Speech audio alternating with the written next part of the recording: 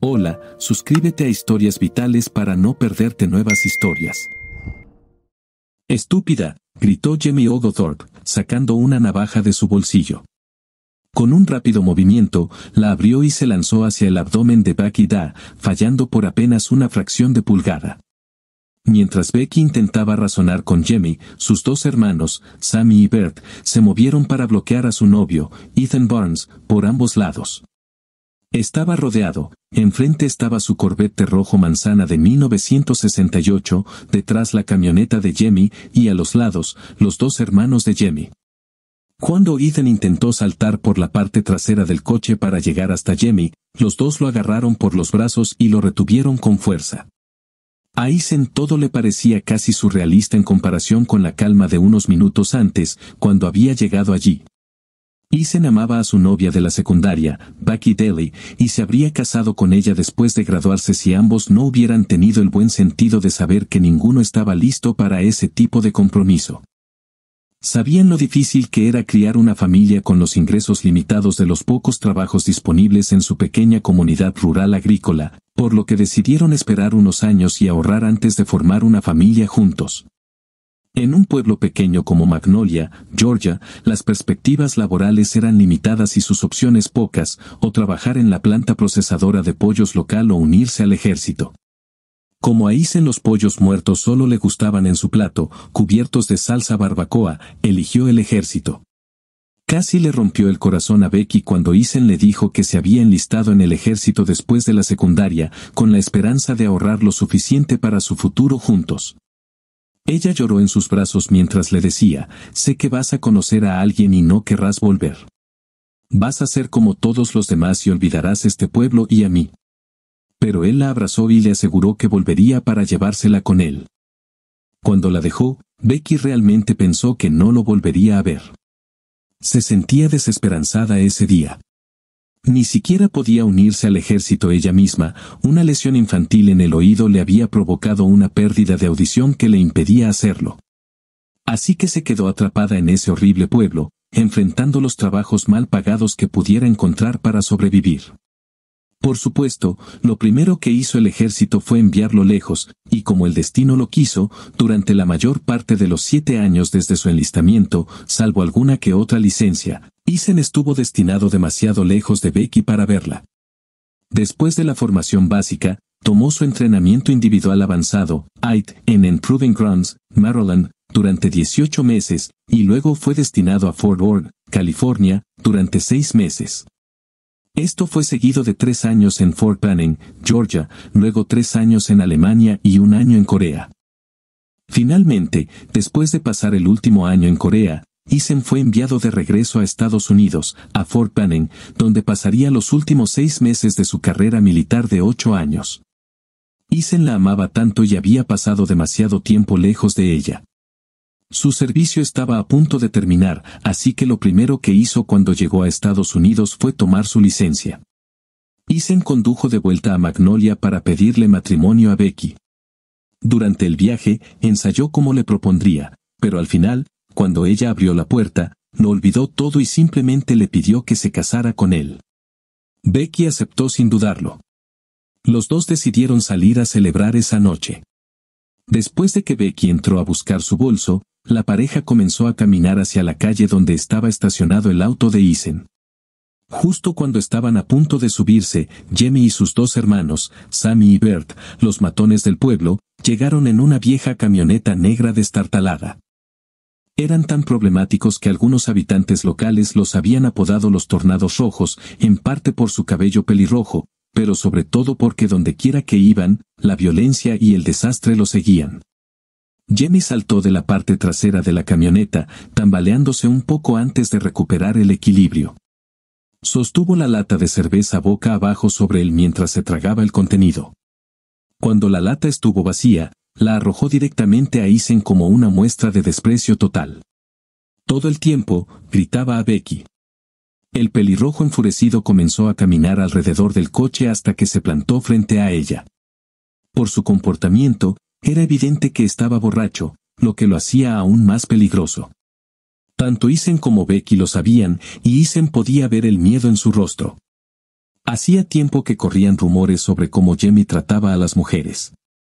Según las historias, una noche había recogido a una chica local y, supuestamente, la golpeó y agredió. Él negó vehementemente el rumor y enfrentaba violentamente a cualquiera que lo repitiera. No ayudó cuando la chica apareció 3 días después en la escuela con varios moretones en la cara y los brazos, ni cuando apareció embarazada 3 meses después y luego desapareció de repente. Otra versión del rumor afirmaba que al recibir una suma de dinero no divulgada de Doug Harris, el sheriff local la había escoltado fuera del pueblo. Te dije que no lo volvieras a ver. Ahora eres mía, gritó Jamie a Becky con una voz arrastrada, típica de alguien que ha bebido demasiado. Con calma, ella respondió, estás borracho, Jamie. Vete a casa y duerme. Tal vez cuando te despiertes, recuerdes que solo salimos una vez. No conocía su reputación en aquel entonces, así que había salido con él.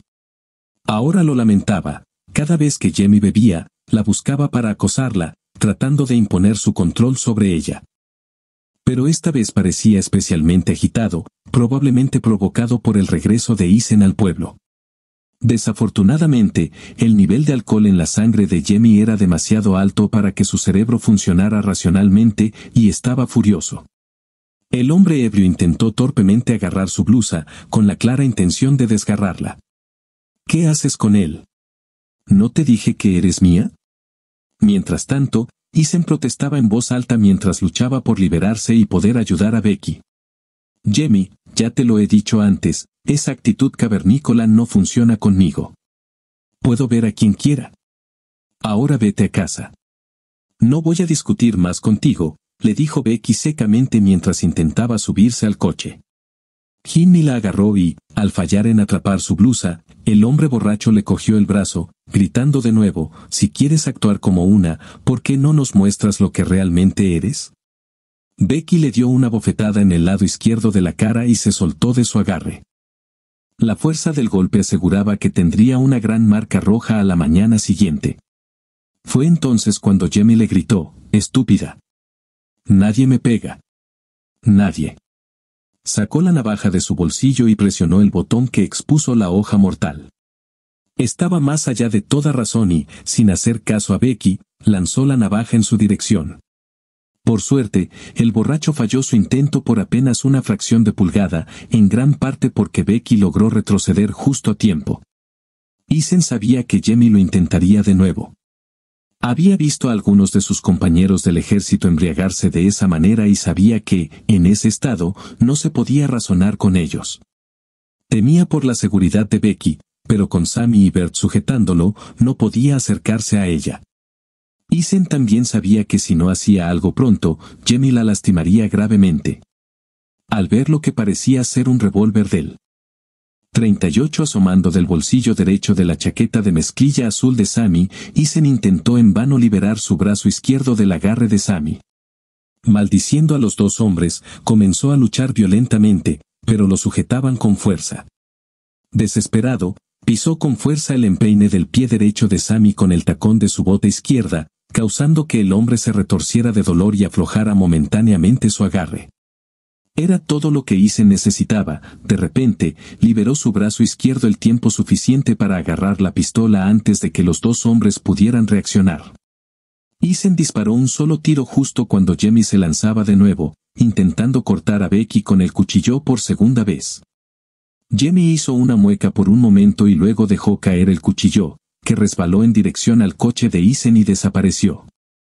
La sangre comenzó a fluir de una mancha oscura en el centro de su pecho, empapando la camiseta de Budweiser que llevaba puesta. Jimmy cayó de rodillas y luego continuó su descenso hasta el suelo, donde quedó tendido inmóvil. Su sangre comenzó a derramarse lentamente a su alrededor hasta que alcanzó su cara y su cabello. Los dos hermanos corrieron a ayudar a su hermano caído, pero ya era demasiado tarde. Jamie estaba más allá de toda ayuda. Más tarde, el examen del forense revelaría que la herida fatal había entrado en el lado derecho del pecho del hombre, penetrando su pulmón derecho, atravesando su corazón y luego alcanzando su pulmón izquierdo, matándolo casi al instante. Aunque Isen había sido entrenado por el ejército para matar, nunca le habían mostrado lo que realmente significaba. La realidad es que todo el entrenamiento del mundo no prepara a nadie para vivir con ello después. Eason se quedó allí, paralizado, incapaz de moverse mientras una sensación nauseabunda crecía en su estómago. Alguien en una de las viviendas cercanas debió haber escuchado el disparo, porque en ese momento, la gente comenzó a salir a la calle para ver qué había sucedido. De repente, se oyó el fuerte sonido de una escopeta disparándose, seguido de un silbido mientras la llanta delantera izquierda del coche de Eason se desinflaba. A esto le siguió el ruido de varias puertas cerrándose de golpe mientras la gente buscaba rápidamente refugio en sus hogares. «Suéltala, Eason», gritó una voz fuerte y autoritaria desde algún lugar detrás de él. Eason reconoció la voz de Johnny Wilkins, el ayudante del sheriff del condado y primo de los 3 hermanos. El agente de la ley había estado patrullando el vecindario en ese momento, escuchó el disparo a unas pocas cuadras de distancia y estacionó su patrulla al final de la calle, sin ser notado en todo el alboroto. Eason miró en la dirección de la voz y vio a Johnny de pie, sosteniendo una escopeta de doble cañón apuntando directamente hacia él. Johnny Wilkins tenía unos 22 años, y era bien sabido que había conseguido el trabajo cuando ayudó al sheriff a disolver una pelea en un bar entre algunos chicos locales y una pequeña pandilla de motociclistas. Dado que había una vacante para un ayudante en ese momento, probablemente no perjudicó que el sheriff fuera su tío. A pesar de la juventud del ayudante, nadie con sentido común le daba problemas si no quería terminar con la mandíbula rota y recordando cuán estúpidos habían sido cuando se encontraban en la cárcel local. Cuando Ethan vio el dedo de la gente en el gatillo de la escopeta, supo por la mirada seria en su rostro que no dudaría en disparar. Sin decir una palabra, Ethan soltó el arma al suelo y levantó lentamente las manos, con las palmas hacia afuera, para que Johnny pudiera ver que estaban vacías. Probablemente, alentados por la presencia del agente de la ley, algunas almas valientes decidieron salir una vez más para ver qué estaba sucediendo.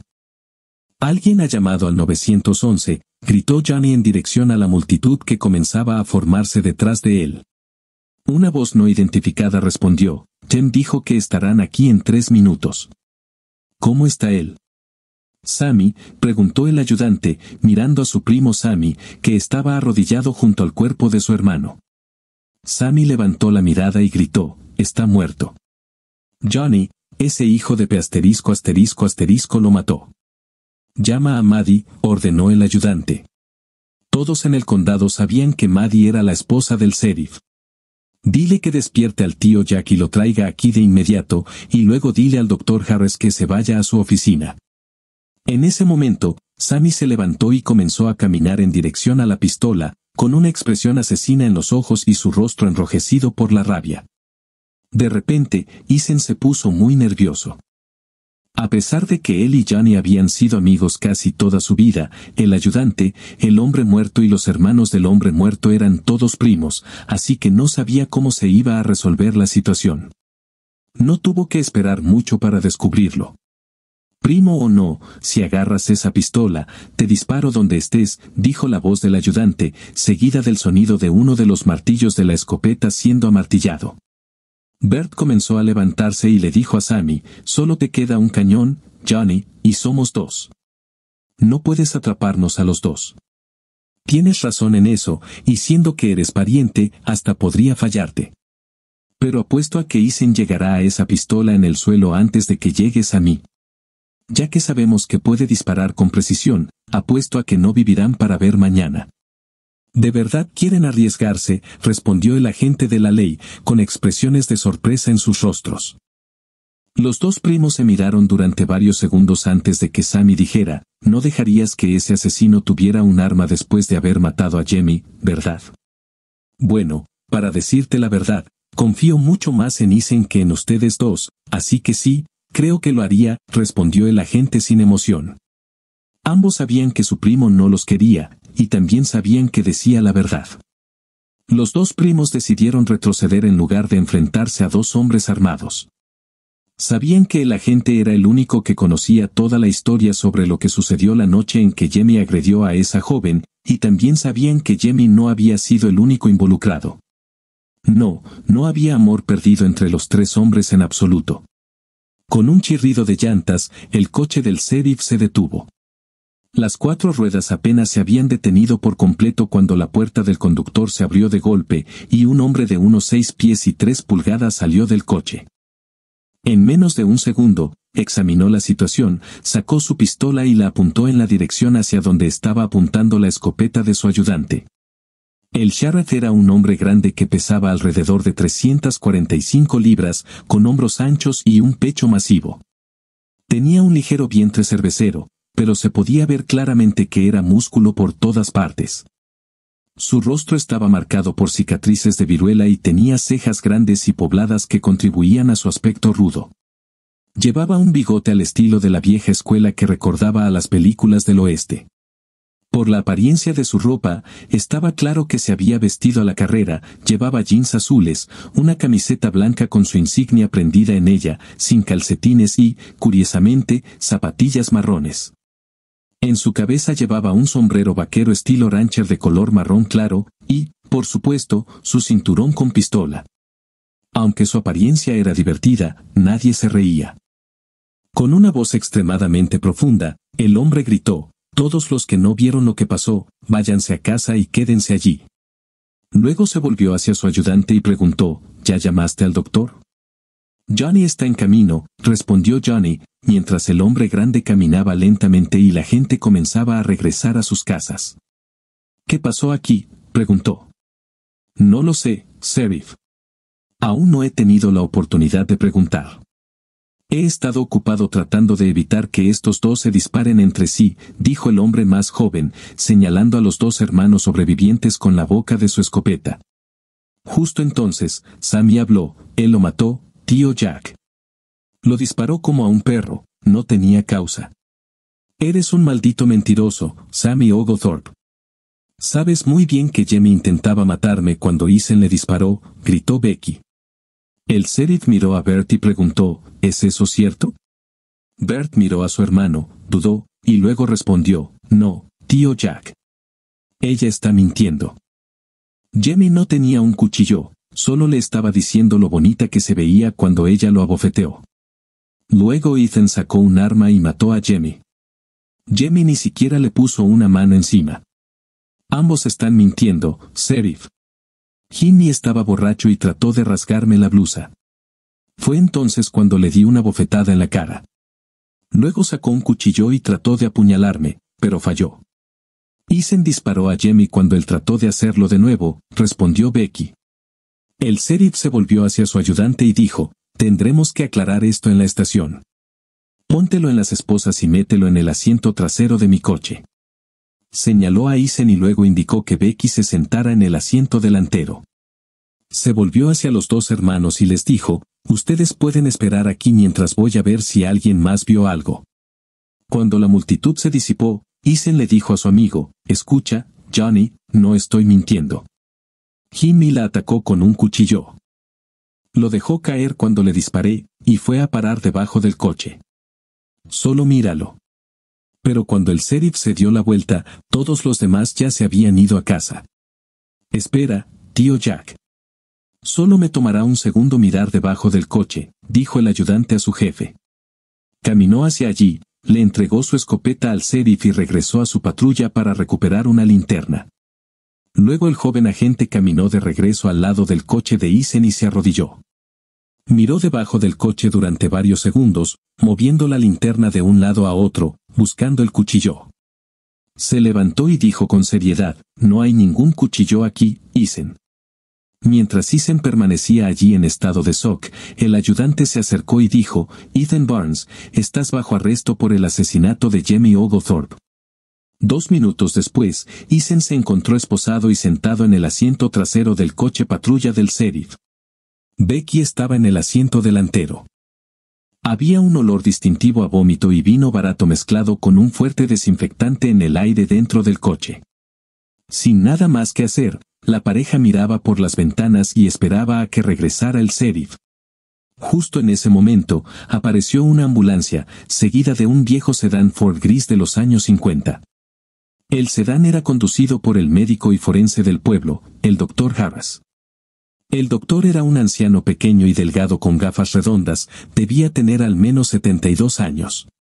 Eisen pensó para sí mismo que el hombre se parecía a una versión más alta y delgada del actor Henry Fonda.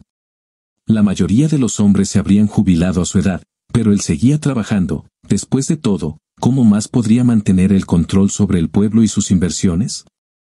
Había una distinción más que tenía, era el abuelo del fallecido. Mientras Eisen se sentaba allí, se dio cuenta de que los eventos se habían salido de control, y una sensación de terror lo invadió de repente. Magnolia, en aquel entonces, era un pueblo pequeño, insignificante y deprimente, al menos a 100 millas de cualquier ciudad importante en Georgia. Era bien conocido por cualquiera que visitara Magnolia que el pueblo era tan sombrío que parecía tener un efecto embotador sobre los desafortunados viajeros que entraban en su influencia. La mayoría de las personas que visitaban el lugar o eran antiguos habitantes afortunados de haber escapado decían que después de un tiempo, el pueblo los adormecía lentamente en un estado de melancolía, que se intensificaba cuanto más tiempo permanecían. Este sentimiento persistente contribuía a una alta tasa de desesperación entre los habitantes, con el suicidio siendo la segunda causa de muerte más común, solo detrás del alcoholismo. Era tan evidente que las personas de pueblos vecinos se reían cada vez que se les pedía direcciones, diciendo, «¿Magnolia? Está a unas millas más por el camino. Solo busca el letrero que dice, infierno, y sigue hacia el sur un poco, no puedes perderlo».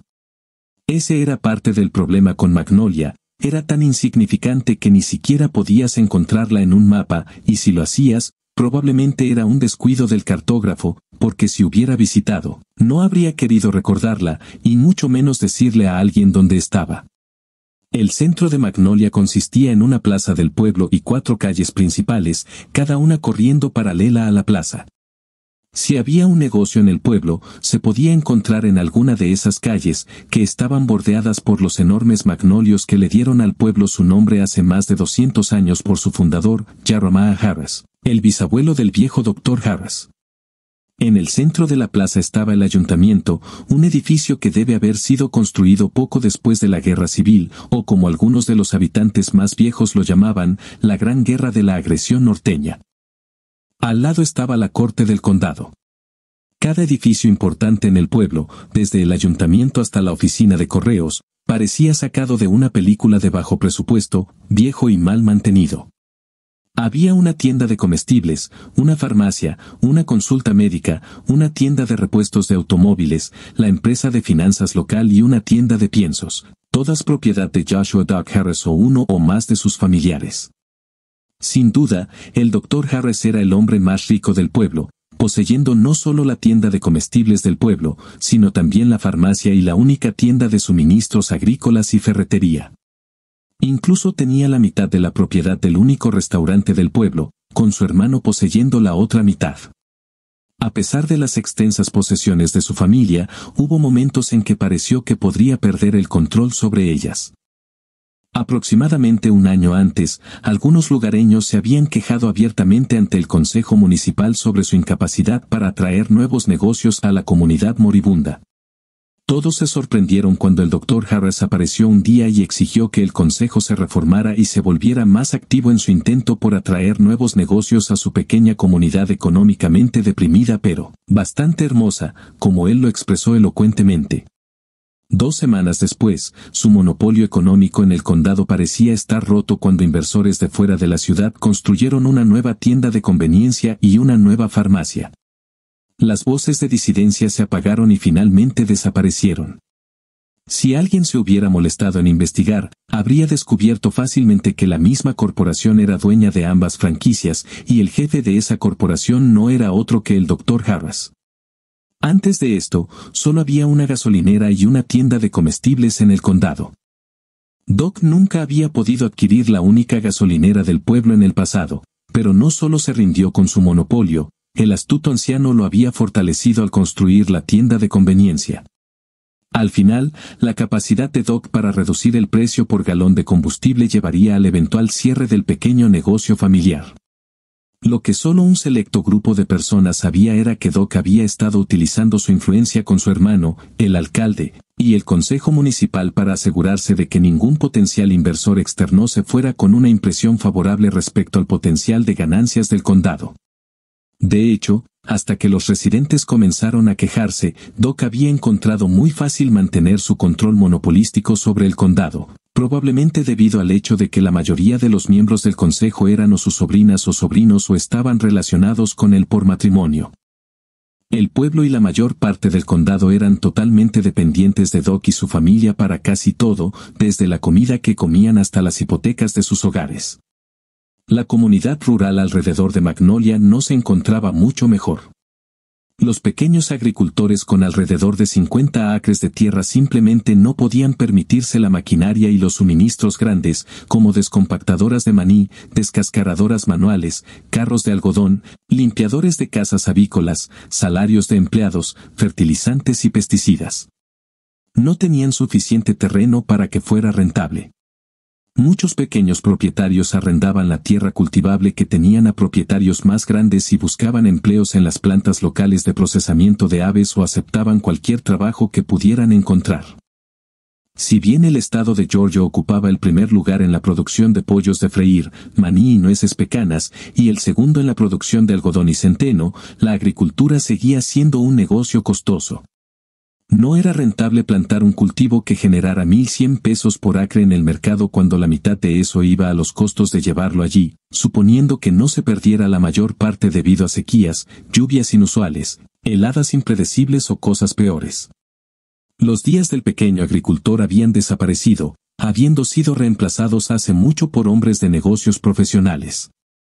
Pero los tiempos estaban cambiando, y el viejo doctor estaba encontrando cada vez más difícil mantener el control de la misma manera autoritaria que lo había hecho antes. Cada vez se veía más desafiado por forasteros que amenazaban su pequeño imperio. En resumen, Magnolia era un pueblo en decadencia dirigido por un anciano corrupto y su familia, todos buscando oportunidades para despojarlo de cualquier cosa de valor. Era temprano por la mañana, el día después del tiroteo, cuando Sammy y su hermano llamaron a la puerta del tráiler de James Rollins. James vivía en un viejo tráiler que parecía construido en la década de 1950, ubicado al final de un camino de tierra de 2 millas en el bosque, humorísticamente llamado Ruta 3. La única señal de civilización, además de la pequeña casa móvil, eran las líneas de electricidad y teléfono que corrían a lo largo del camino. Al bajarse de su camioneta, fueron recibidos por los sonidos lejanos de los sinsonte y el dulce aroma de la madreselva de los bosques cercanos. La novia de James, Sandy Branson, abrió la puerta, aún bostezando mientras cerraba su bata de casa. Era conocida como la chica más atractiva del pueblo y tenía la reputación de ser bastante accesible. Era amigable y probablemente había formado conexiones con muchos de los chicos y hombres del condado. En un pueblo pequeño como Magnolia, tales reputaciones eran difíciles de ocultar y James estaba al tanto de su pasado, pero decidió pasarlo por alto, en parte porque era la única chica del pueblo que mostraba interés en él. Cindy estaba en la puerta, sin preocuparse demasiado por cuánto de sí misma podían ver sus primos. Con una altura de aproximadamente 1.63 metros, tenía el cabello rubio ondulado natural que caía casi hasta su cintura, ojos azules brillantes y una sonrisa encantadora. Los dos hermanos le sonrieron. «Buenos días, Cindy», dijo Sammy, mientras su hermano permanecía mudo. «¿Qué quieren ustedes a esta hora que no podía esperar?», preguntó, quedándose a medio camino en la puerta abierta. «Necesito hablar con James». «Despiértalo y dile que salga aquí», respondió Sammy. Cindy desapareció durante aproximadamente 1 minuto antes de regresar y decir, «Dijo que te diga que más vale que sea bueno, o la próxima vez que quieras algo de licor, tendrás que manejar hasta Nunham para conseguirlo». Esta era una perspectiva especialmente desagradable, ya que Nunham estaba al menos a 200 millas de distancia. Los dos hermanos no respondieron. Sammy simplemente ignoró su comentario, y Bert continuó mirándola. «Buenos días, Bert». «¿Cómo te trata Tracy?», preguntó ella, notando el silencio de Bert. Tracy era la novia de Bert, y él permaneció mudo, cautivado por Cindy. Cindy se rió y dijo, «Oye Bert, ¿quieres un poco de leche?». La inesperada pregunta lo tomó por sorpresa, y trató de recuperar la compostura. «Ella no me habla más desde que encontró mis revistas». Se enojó y me dijo que debería ser suficiente para mí, murmuró Bert, tratando de desviar la conversación. Cindy ignoró su comentario y se acercó más a él, jugando con la parte delantera de su bata y revelando un poco más de sí misma, antes de cerrarla rápidamente. No es manera de ser. Yo misma he mirado esas revistas. Tienen algunas fotos interesantes. No me importaría si quisieras mirarlas si fueras mi chico. Cindy había estado interesada en Bert desde el 6º grado, pero a pesar de su evidente atracción hacia ella, él nunca había cedido a sus avances. Sí, y a tu papá probablemente no le gustaría si siquiera pensara que te estaba mirando, respondió él, tratando de evitar problemas. Lo que papá no sabe no le hará daño, respondió Cindy, con un destello burlón en los ojos. Gracias, Cindy, pero creo que mejor me mantendré a distancia. Me gustaría mantener todo intacto, dijo Bert, adoptando un enfoque cauteloso. Su padre, el sheriff, también era dueño de la incubadora local de pollos, que era uno de los 2 mayores empleadores del condado, siendo el otro la tienda de muebles local. Prácticamente todos los que no eran agricultores trabajaban en la incubadora o en la tienda de muebles, y algunos que sí eran agricultores tomaban trabajos adicionales en uno de los 2 lugares para complementar sus ingresos. Con decepción en su voz, ella miró por encima de su hombro y luego dijo, James viene. No olvides lo que te dije, Bert, antes de retroceder rápidamente de la puerta. Al apartarse, su actual compañero, James Wilkins, apareció en el umbral. Unos minutos después, Bert y Sammy oyeron el sonido de un televisor a todo volumen. James era un hombre regordete, que estaba allí descalzo, vestido solo con una camiseta sin manga sucia y jeans azules. Un bigote marrón adornaba su rostro, junto con el vello de durazno de una barba que había estado intentando dejar crecer desde el 5º grado. Su camiseta no cubría del todo su barriga, que tenía varios agujeros pequeños de diferentes tamaños. Los jeans azules tenían los dobladillos enrollados que estaban deshilachados en la parte inferior, y cada rodilla tenía una gran mancha de grasa. ¿Qué es tan importante que no podía esperar hasta la tarde?, preguntó el hombre regordete, entrecerrando los ojos y levantando su mano izquierda para bloquear la luz del sol de la mañana que brillaba directamente en sus ojos. Colocándose entre la luz del sol y James, Sammy dijo, necesito hablar contigo sobre la pistola, luego añadió, en privado. Te dije que no sabía nada sobre eso. La compré a un viejo borracho que buscaba dinero para cerveza. Por eso estaba tan barata. Así que si está rota, no vengas a buscar un reembolso. Ya no tengo tu dinero, respondió James. Sammy sospechaba que el hombre estaba mintiendo, pero lo dejó pasar. Cuando James comenzó a cerrar la puerta en las caras de los 2 hermanos, Sammy metió su pie derecho en la puerta para que James no pudiera cerrarla. A menos que quieras ir a la cárcel, será mejor que me dejes entrar. Mientras el hombre, que no se había afeitado, dudaba, Sammy lo tranquilizó, no te preocupes, no estamos aquí para hacerte daño ni nada por el estilo.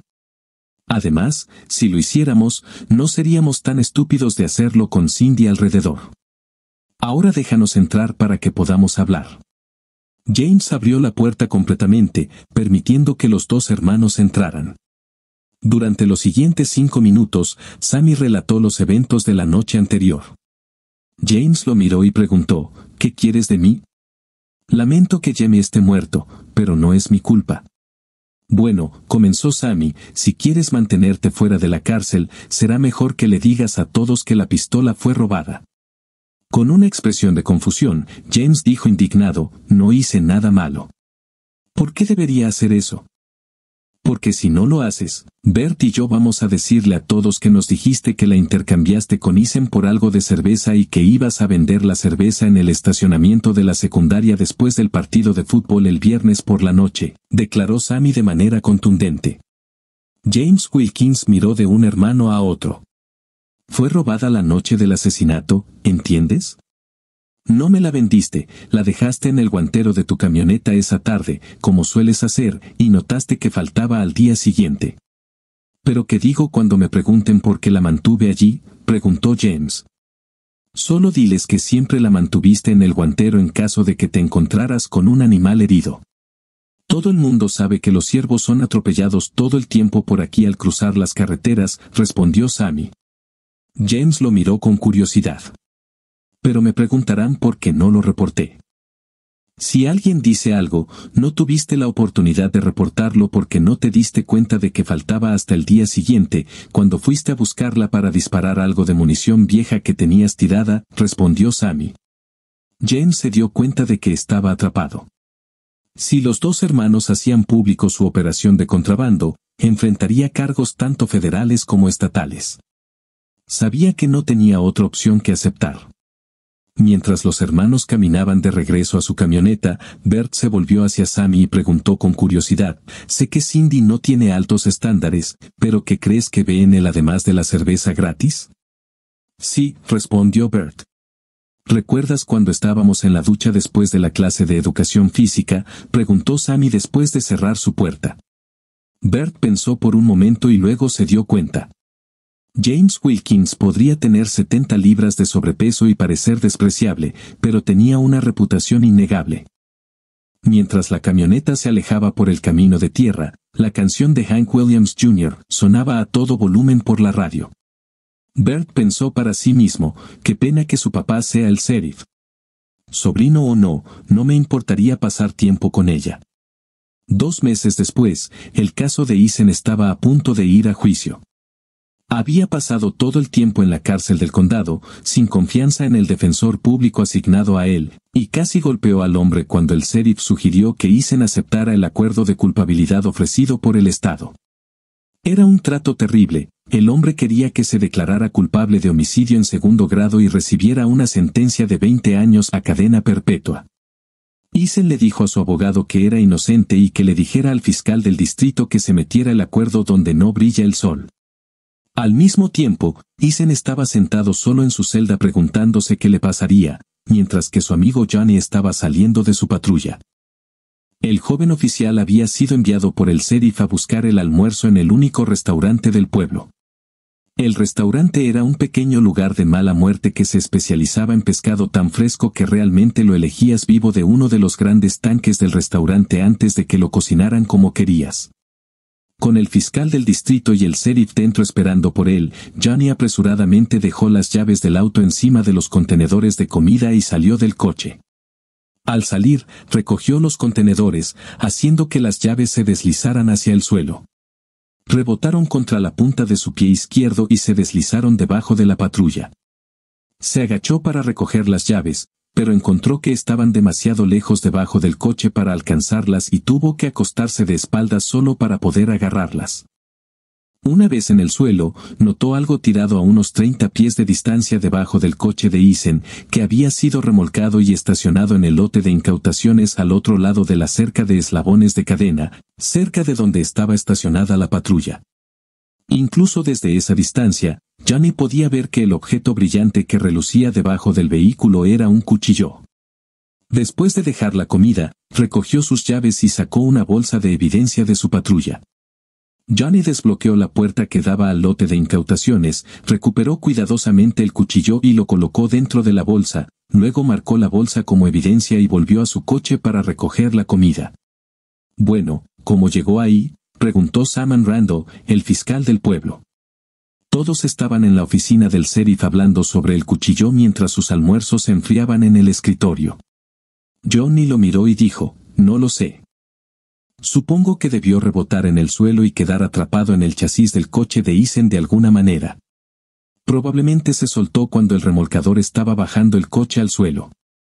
Esto cambia todo. Ese cuchillo apoya la historia que Eason y Becky contaron. También significa que tus 2 primos se perjuraron en el estrado. No tengo más opción que notificar a la defensa sobre esta evidencia».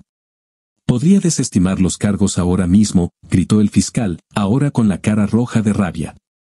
Su temperamento era conocido y no le gustaba perder. Johnny le dijo al sheriff, «Alguien debería informarle a Doc antes de que se entere. Apostaría a que va a estar furioso. No me mires a mí. No voy a ser yo quien le diga.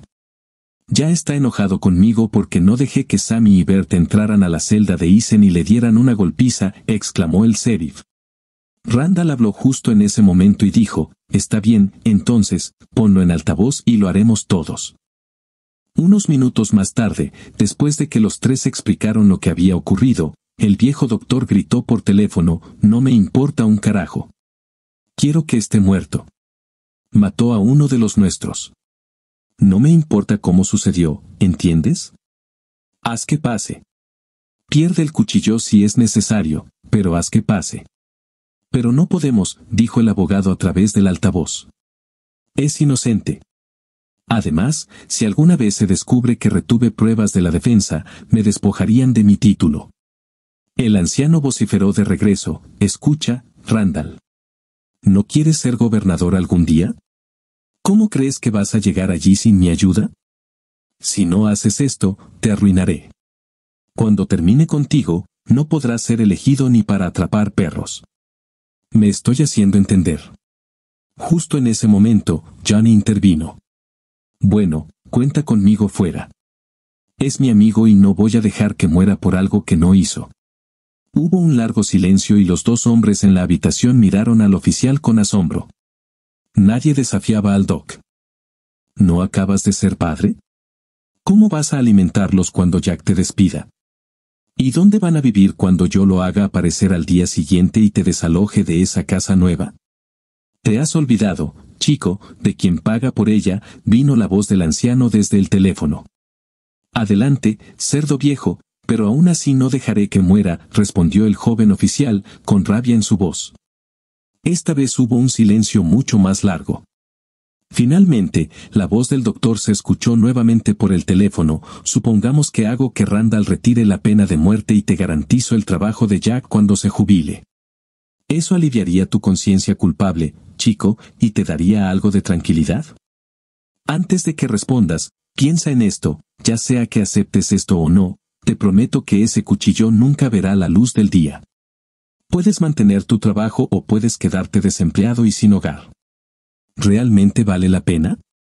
Ahora era el turno de Johnny para permanecer en silencio. Los dos hombres en la habitación no miraban expectantes. Está bien, pero quiero algo a cambio.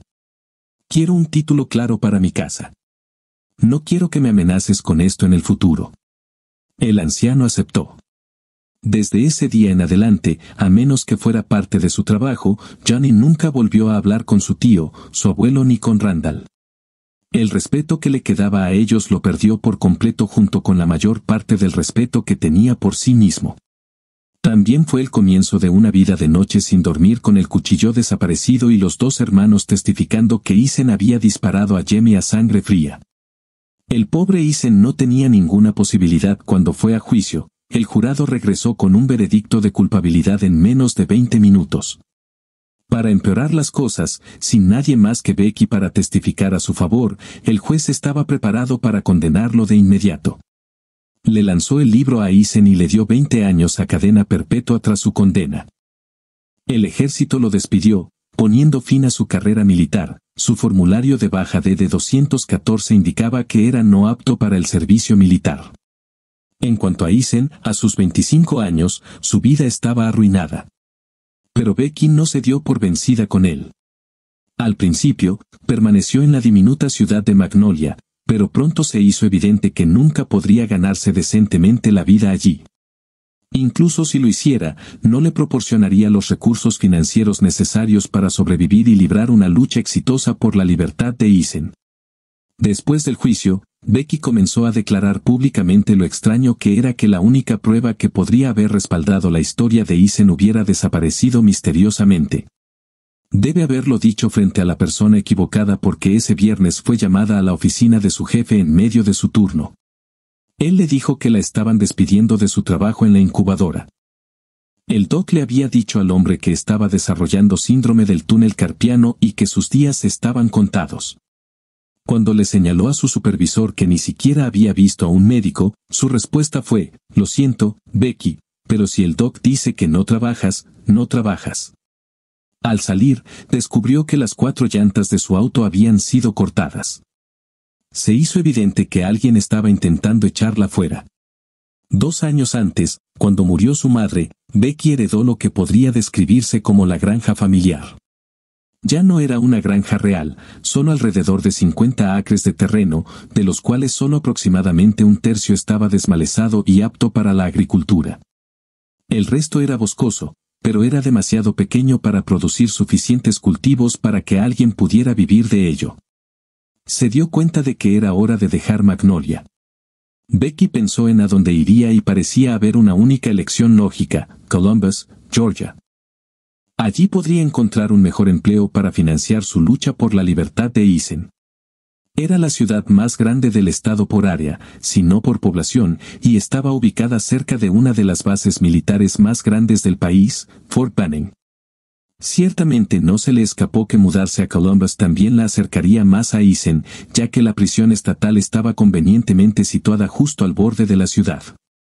Tenía una prima, Joannie, que vivía allí y trabajaba como secretaria para uno de los corredores de bienes raíces locales. Joannie había tenido la buena idea de salir de Magnolia 2 años antes. Becky estaba bastante segura de que Joannie le permitiría quedarse un par de semanas, así que la llamó para asegurarse. Luego vendió lo poco que había en la tierra a Giorgio Logan por 10,000 pesos. Una semana después de que la empresa despejara el terreno de todos sus árboles, lo vendió a uno de los granjeros locales por alrededor de 700 pesos por acre. Eligió a uno de los pocos hombres que abiertamente despreciaba al Doc porque sabía que nunca le dejaría comprarle la tierra. Con sus pocas pertenencias cargadas en su auto, se dirigió a Columbus, deteniéndose solo en la ciudad el tiempo suficiente para llenar su tanque de gasolina para el largo viaje. La tienda tenía una política de prepago, y cuando Becky entró para darle al cajero 20 pesos, se dio cuenta de que, en su prisa, había dejado su bolso en el auto. Al caminar de regreso a su automóvil, descubrió que las 4 llantas habían sido cortadas nuevamente. Furiosa, dejó el auto donde estaba y caminó hacia la oficina del Doc en el otro extremo de la ciudad. Cuando llegó, pasó directamente por delante de la recepcionista y comenzó a mirar hasta que lo encontró en una sala de examen con la esposa del alcalde. Por la apariencia, ella debía haberlo atrapado en medio de un examen. Cuando escuchó abrirse la puerta, se dio la vuelta para mirarla, con el sudor goteando de su frente. «Mira, cerdo viejo, estoy tratando de salir de esta ciudad. Si quieres que me vaya, dile a tus chicos que dejen de rebanar mis llantas». Por impulso, miró a la mujer y agregó: «De lo contrario, voy a contarle a todos que estabas haciendo más que solo un examen». Sin esperar una respuesta, se dio la vuelta y salió, dejando al anciano allí con la boca abierta. Cuando volvió a su auto, encontró una nota pegada debajo del limpiaparabris izquierdo con algo grapado a ella. Había 4 llantas nuevas en su auto. Sorprendida, levantó la nota y la leyó: «No vuelvas, Doc». Miró el papel que estaba grapado a la nota. Era un recibo por 4 llantas, un tanque de gasolina, un cambio de aceite y un nuevo filtro de combustible, todo pagado en su totalidad. Al salir hacia la carretera estatal, un camino que solo aquellos desafortunados que vivían en Magnolia parecían recordar, Becky pensó para sí misma: esta ciudad no ha visto lo último de mí, viejo tonto. El viaje de casi 2 horas a Columbus le dio a Becky tiempo para calmarse. Al pasar junto a un hermoso grupo de magnolias, se dio cuenta de que extrañaría vivir en la pequeña ciudad rural. No extrañaría a la gente, con su madre muerta, no le importaba si alguna vez volvía a ver a alguien de Magnolia. Lo que Becky extrañaría era el paisaje. Decidió disfrutar el viaje a Columbus, sabiendo que probablemente sería su última oportunidad de ver tanta belleza de la naturaleza en un solo lugar. Becky dejó que su mente vagara hacia las cosas agradables que había visto, como cómo lucían los melocotoneros del viejo Nausen en plena floración. Recordaba con cariño cuánto debían haber amado esos árboles el anciano y su esposa, levantándose a las 5 de las mañanas heladas solo para asegurarse de que los calentadores en su jardín estuvieran encendidos y así mantener los árboles calientes. La pareja de ancianos tenía solo un puñado de árboles, y ciertamente no producían suficiente para obtener ganancias. Sin embargo, cada día durante 6 meses, los cuidaban como si fueran niños que necesitaban atención. Becky creía que amaban mucho a los árboles. Tal vez los árboles incluso devolvían su afecto al ofrecerles los melocotones más grandes, dulces y hermosos que ella jamás había visto. A pesar de sí misma, se le ocurrió que incluso echaría de menos los molestos sonidos de esos pequeños pájaros que la despertaban desde sus posadas en el bosque fuera de su ventana cada mañana. Durante meses, había tratado de ahuyentar a las pequeñas criaturas sin éxito, hasta que un día se dio cuenta de que se había acostumbrado a ellas. Asterisco porque es que cuando disfrutas algo, parece pasar tan rápido, asterisco se preguntó Becky. ¿He conducido realmente tanto? Apenas había comenzado a disfrutar del viaje cuando ya estaba pasando un letrero que decía límites de la ciudad de Columbus. Columbus, Georgia, se encuentra casi en el centro de la frontera occidental del estado. Al otro lado se encuentra el pequeño pueblo de Phoenix City, Alabama, y juntos forman el área de Bay City. Uno pensaría que dos municipios tan cercanos serían imágenes reflejadas el uno del otro, pero nada podría estar más lejos de la verdad. Phoenix City era pequeño y económicamente deprimido, mientras que Columbus era grande y muy próspero. En algunos aspectos, Columbus era bastante similar a Magnolia, pero muchas menos de esas similitudes eran visibles. La mayoría eran geográficas, por ejemplo, ambos municipios tenían magnolias, pero es difícil encontrar un lugar en Georgia que no las tenga. Por supuesto, al igual que en Magnolia, Columbus tenía una abundancia de arcilla roja y pinos. La gran diferencia entre las dos ciudades era que en Columbus, la corrupción estaba mucho mejor oculta, tanto que realmente podías vivir con ella. Tuvo la suerte de encontrar un apartamento tipo loft por aproximadamente $200 al mes en la zona de Columbus conocida como Uptown. Durante la mayor parte de su existencia, los lugareños lo habían llamado Centro hasta que alguien les aconsejó renombrarlo como Uptown, más políticamente correcto. Con las numerosas fuentes a lo largo de Broadway, Columbus solía ser conocida como la ciudad de las fuentes hasta que un desarrollador las eliminó todas durante la última remodelación del distrito comercial. El apartamento estaba convenientemente ubicado justo enfrente del Palacio de Justicia Federal y la oficina de correos, ocupando todo el segundo piso de un edificio de 2 plantas. La planta baja estaba ocupada por una pequeña tienda de sándwiches y probablemente era la única de su tipo en el distrito comercial. Tenía 3 enormes ventanas de vidrio, de aproximadamente 6 pies de ancho y 8 pies de alto, techos de 10 pies de altura y casi 1.800 pies cuadrados de tamaño. Excepto por un baño, era realmente una gran sala. Como estaba a solo 2 cuadras del centro gubernamental con su enorme biblioteca jurídica, era perfecto para ella. El primer asunto de Becky después de encontrar un lugar donde quedarse fue inscribirse en el programa de enfermería en el Columbus State Technical College.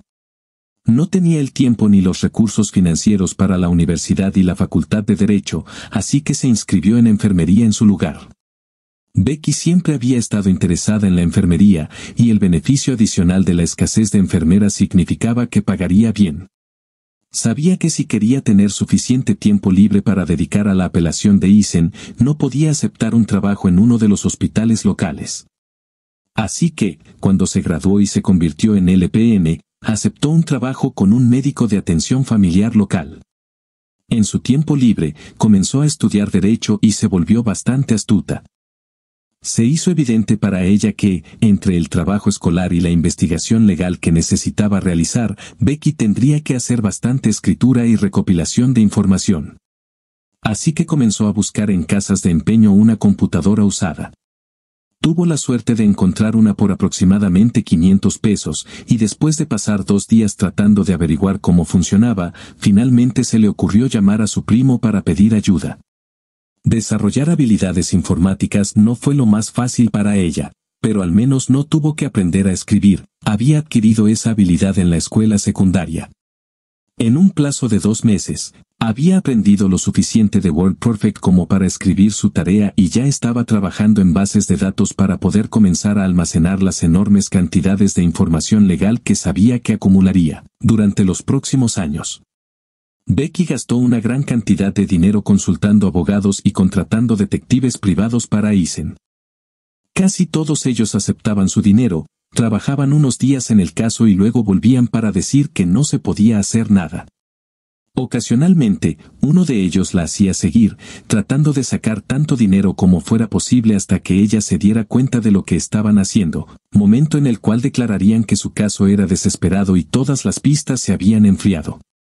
En 2006, el médico para el que trabajaba cambió sus horas, exigiendo días más largos pero cerrando la oficina los viernes, lo cual le venía bien a Becky, le daba más tiempo para concentrarse en el caso de Eason.